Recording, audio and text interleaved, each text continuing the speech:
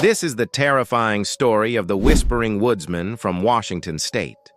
For over 30 years, hikers have been venturing into the woods near Mount St. Helens in Washington State to explore the area and pay their respects to the victims of the 1980 volcanic eruption. It's a beautiful area with plenty of hiking trails, but something strange has been reported happening there for decades. In the summer of 1960, a group of hikers were making their way through the woods when they heard what they described as a whispering sound. At first, they thought it might be the wind, but as they continued on, they realized that it was definitely coming from deep within the trees. Then they saw him. A tall man with a long gray beard was standing in front of a large log and was using an axe to chop it in half. The only problem was, there was no one else around. They cautiously approached the man and asked if he needed any help. But as they got closer, the man suddenly stopped and turned around. And when they looked at him, they could see that his face was covered in dirt and leaves.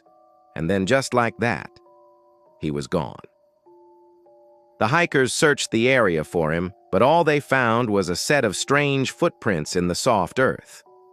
It wasn't until 1976 that the hikers would encounter the woodsman again. This time, two separate groups of hikers reported seeing a tall, thin man with a hooked nose and a long gray beard.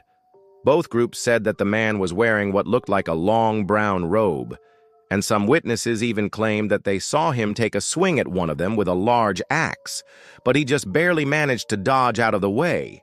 When he turned to run, the man simply vanished. To this day, people still go missing in the woods around Mount St. Helens, and some believe that the man with the axe may still be out there. Now, obviously, we can't prove that this story is true, but there are a few things that make us think it might just be a story that's trying to be true. First of all, there are plenty of witnesses. Over the years, dozens of hikers have come forward with stories about seeing the woodsman or hearing his axe ring through the trees. And second, there are also the physical signs.